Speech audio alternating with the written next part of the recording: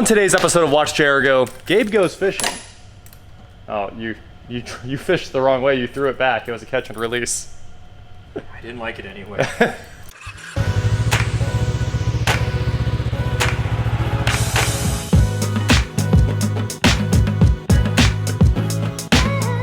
What is going on, guys? I am Watch Chair Go, and today I'm here with Gabe and his Saturn Sky, and hopefully by the end of the day, this thing starts.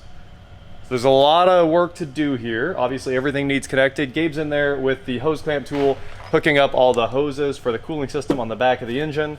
We've got the wiring harness basically laid out and ready to drop on. And there's a couple more bolts going in the bell housing, things like that. And we're basically there. Accessories, some cables, and then the turbo. The turbo takes a while. Nah. I'd say the turbo's the... This is like our fourth time. It's the lengthiest part of the install, though. It is. Gabe's fast at the turbo now. He's got it in and out like that. So today we're just gonna keep right on working and hopefully here in a bit start it up. So you can see the harness is all laid out. This is ready to be flipped over. These are the coils here and thrown onto the top of the engine, and got the AC compressor almost tightened down there. And I'm just going through tightening bolts. Gabe's putting in hard to reach bolts, that's for sure. Yeah, they weren't very nice. Oh no, they were not. And considering others. I am about 100% sure now that you pull this transmission with the engine if you want it to be a good install. It would not be that hard. It would make it a lot easier. Yeah, oh yeah. I mean, come on, all the bell housing bolts go in from the front, except for the top ones that go in from the back. They really messed with you on this install. But we're gonna grind through it and we'll get it all knocked out. And also pack up the old engine too. We gotta put all that back together. Luckily you got spare bolts. So, like, how important are these rear bolts anyway? I mean, the top ones? Yeah. I'd say... We don't really need them. I'd say 75 to 80% of the time, mechanics leave those out. I always put them back in because I'll always put them back in. But I do know how many of them I take apart and I'm like, where'd the bolts go? It's already been apart. We have them all. We got them all. Why isn't it coming apart? There's still another bolt there.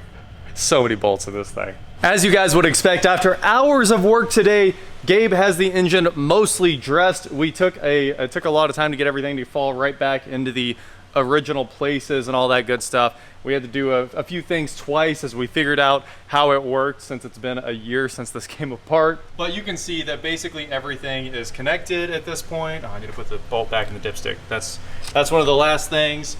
And everything else is just the turbo going on. So Gabe came over here, got the turbo built, it's dressed, ready to go on. And after we get new studs, the problem is we don't have downpipe studs. Nope, need downpipe studs. Downpipe studs. I only have 2 studs. That's just not enough. And what Gabe means by 2 studs is not the one stud that's made out of metal that we have. That's right. That is correct. And after that, I think we're ready to go tomorrow. So we're just going to jump right back into tomorrow, and hopefully this thing starts then. Because it's honestly like an hour away at this point, I think. It's really close. Yeah, we straight ran out of parts. And honestly, yeah, the turbo, I've already put it in twice, and it was like crazy fast. So I think the fan will take longer to. Yeah, the fan's going to be tough, and then that engine mount has to stay loose until the end, but that's already loose, so that's going to save you some time. Yeah, everything's ready to go. Ready to go. Sweet. This is such a nightmare to fit. Oh my gosh. I have no idea how they get an LS in it. It's crazy. And then I guess tomorrow I'll put the old engine together or take it apart, one of the two. Yeah, let me know. Guys think? Actually, that's a great thing. What do you guys want? Let me know in the comments below if you want to see that engine get torn down. It was running, if you guys remember, and it was breathing a lot of oil, but it's honestly probably a fine engine. Another day, another dollar. Or wait, it's spend another dollar. That's got to be how it works. We are back with the studs off the old turbo. Gabe pulled those off. He's got a bag of them over there. Yep. So it's time to start assembling the turbo system and just kind of throwing everything back together at this point. It should run in a couple hours. I'm hoping so. Here we go. Yeah. Let's start with a fan. I thought I would finish the turbo first. I think the fan and the intercooler are nightmares. They're both. Yeah. Actually, the intercooler's not so bad. The fan was... I remember the fan being a fight. We had some very choice words for the fan. Like, we did. Like, bad engineer. Stop it. But you know, one thing I did do, I brought a picture of his grandpa over here. The car's grandpa? That's right. There you go. Cool. Sweet dreams, little one. Always good to keep track of your heritage. That's right. Got to keep those in there. This is a clean slate car. hours later, take a look at the artwork that is the assembled 2.0 Ecotech. So here we go. Everything's ready to go. There's no coolant in it yet. There's no oil in it. We just drained the oil because it did come full of a shipping oil. So we're gonna fill that up right now, and I think it's time. It's time to turn the key.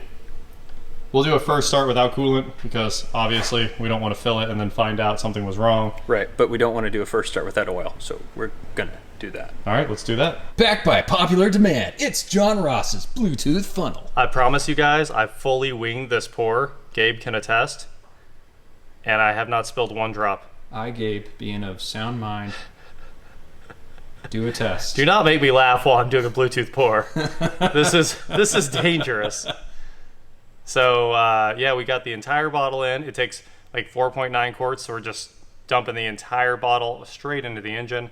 And yeah, no funnel because I didn't want to go wipe a funnel off. So I just figured I'm gonna send it, and if I make a mess, I make a mess. And if I don't, well, that's some hero stuff right there. I mean, if you make a mess, it's my car, so it's not like it's not like it matters at all. Yeah, like, I don't care. It's Gabe's. You can smell the burning oil. That's no problem. Look at that. Full bottle. And I'm scene. Okay, you can start it. I guess you still have to finish hooking up the battery, but I just need to that's the last thing. touch it up. Go for it. Okay. This is empty. Okay. Good to the last drop. I was gonna Folger zip for you. I was Good to the gonna last say. drop. There's a couple of drops left. Gabe's doing the battery.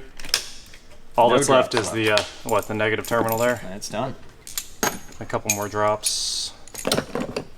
I gotta tell you guys, the valve cover on this engine has to be sacrificed to remove that connector right there.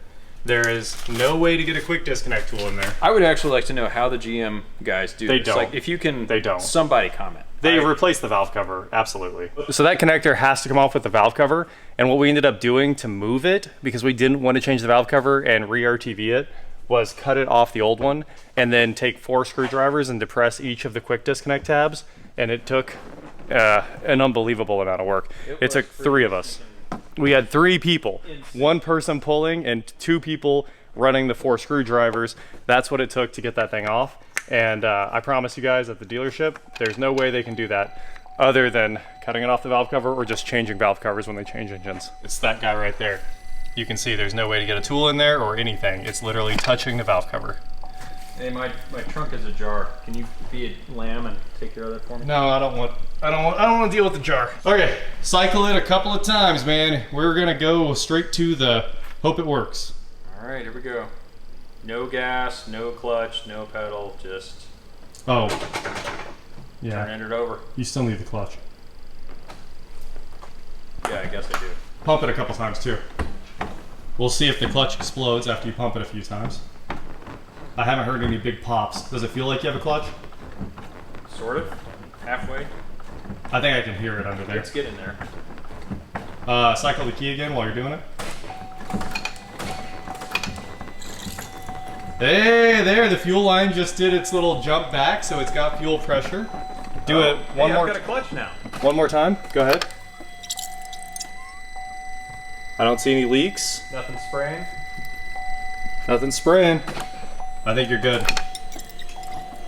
Man, there's a lot of air coming through that fuel system, that's for sure.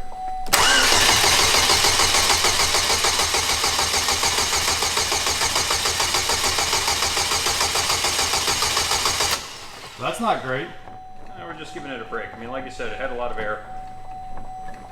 Try one more time. It's there. There's fuel. But remember, the fuel is a year 10 months old? Yeah, but it still should start right up. I'm curious. Oh, it's we're waiting on that high pressure magic to happen too. So hit it again. Oh, that's something different. Yeah. What? And again. We got something.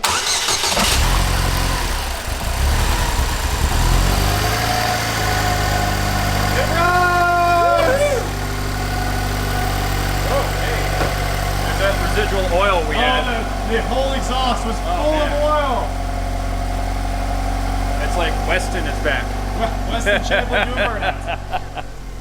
Hasn't been this smoky in here since old Weston's days. We're gonna make some magic happen right here. Ah, how's it smell? Like victory? Woo!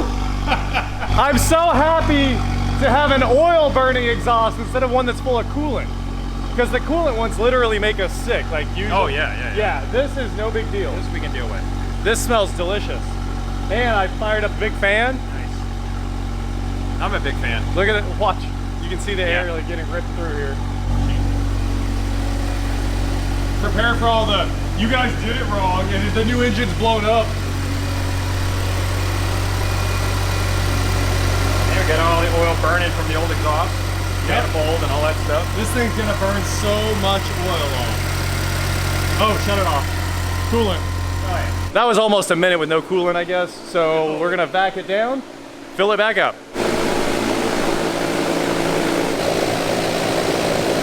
So cool. Okay, we vacuum filled the coolant system. I thought I heard the fan kick on there, but it's probably not there quite yet. And we started it back up, and here it is idling away. You can hear the DI pump doing its magic, pumping up and relieving, pumping up and relieving. No leaks, no more smoke. It's only been a couple of minutes, but we can take a look. You said no more smoke, and I got. Well, yeah, that's off the turbo. The exhaust quit pouring out white clouds. We actually shut the fans off in here again and letting it idle.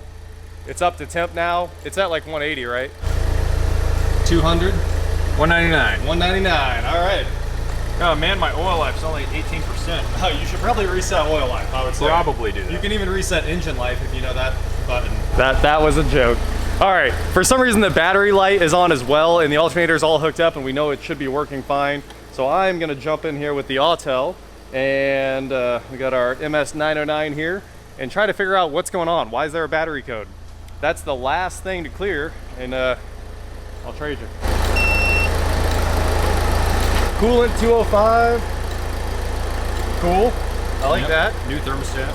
New thermostat. Everything's new. Yep. Diagnostics. There's the fan. Hey, that means that's, you know, the fan's hooked up. That's pretty good. Passenger car Saturn 2.0 X-Bin, 2-door convertible, transmission manual, go. I like this thing, like populates. Funny though, I did a GM truck a minute ago and it was like, what's this? What's this? What's this? What's this? And I was like, I have no idea. You know, it was like, what headlights do you have? And the radio's easy, the climate's easy, and then it asks 90 more questions. Come on. Any day now. What do we have here? 1 ECM fault. 3 body control module faults. It's been sitting for 9 months. I mean, 3 instrument panel faults. Well, I believe that. Does it have issues with the instrument panel? All Saturn Skies have this. They all suck. Ah, that checks out. The only thing that, so Pontiac got it right with their dash, or rather with their instrument cluster. Yeah. Because it's actually, you know, you can see it at night or during the day. Oh, I know, this one's terrible. Oh my god. It says generator L terminal circuit low voltage, and it says it's a current DTC, but man, we have the alternator hooked up right. We should just check the connector on it again and see if maybe, and then you had a front wheel speed sensor, history code, all of this is history. Well, you know, this car and I have history together. It did not like resetting the ECM. I'll tell you that much. Should we do that while it's running? The battery code cleared. Nice! I wonder... Look at all that green. Let me try to... I'll shut it off and restart it. Let's see if I can do it without touching the scanner. And hopefully... The clutch... Oh yeah, the clutch is perfect. We backed it up a couple feet. Okay, battery lights on, battery lights off. Scan it again. Here we go. No lights on the dash. There's one. That doesn't matter. You need to put your seatbelt on, man. Oh, it's back. We have an ECM fault. It's got to be that alternator again. So let's check that connector. It popped back up. And that's the last thing. Well, all things considered, I guess that's good. That's a pretty solid swap if you ask me. Yeah. We need to go drive it around. I'd love to drive it around with no hood on. Let's do it. But also then you have no headlights because the fog lights are plenty bright. Ooh. It might not be charging. I need a really good ground, but that's not great. That's not great at all. What are you at? 145? The alternator is not charging. Well. But why? Why? I blame the government. Gabe and I have been bamboozled. Late last night, I showed you guys the codes after I pulled them, and we had that one engine code from the ECM there, and it was generator L terminal circuit. And I checked all that. I unplugged the 4-pin connector to the alternator, and I started the engine, and no output. None. So we hooked it all back up.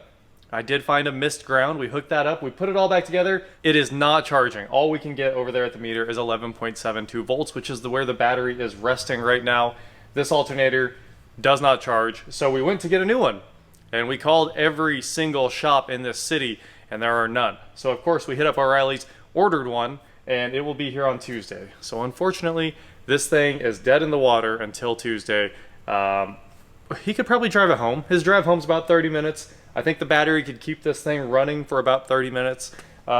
Instead of risking that though, or having to like jump it on the side of the road or bring another car with jumper cables or something, we're just gonna fix it right. So for now, the hood's gonna stay off to make access easy to the alternator. It's right there. It's one of the easiest things that could have gone wrong. And we'll pop the belt off, change the alternator, 3 bolts, 2 connectors, and it'll be back on the road. So that is where we are stuck on the Saturn Sky Redline. It runs amazing. You guys saw it starts like this. And also, if you noticed, on like the 4th start, it was starting to struggle a little bit. And I was like, oh, the battery is dying. So I don't want to be, you know, stuck on the side of the road with this thing. Let's just fix it. And he should be good to go after that. Everything else is brand new. It doesn't smoke anymore. It's holding temp just fine. I mean, it probably ran for 30 minutes total so far. We're pretty much there. Let me know in the comments below. I mean, Gabe doesn't have any broken body parts right now, so maybe we should just let him drive the car and see if it breaks on the way home or if it makes it. I don't know. It's like a resiliency test. We're probably not going to do that, though. That is it for today, guys. Thank you so much for watching. Don't forget to head on over to shop.watchjrgo.com for cool shirts just like this. And please like, share, subscribe, do whatever you want to do. And I will talk to you next time. We put the top up last night so we could kind of stretch back out after being folded up for so long. We picked up all the parts. We started cleaning up the shop. Gabe and I worked until about 3 in the morning, and the shop looks much better. All that's really left is putting the side plates back on this thing, because they have to go on after the battery, of course. And then hood, alternator, we're home. So the hood's super easy, and it's just a lot easier to work on this car if you pull it off. It's only 4 bolts, so there you go. We're about done.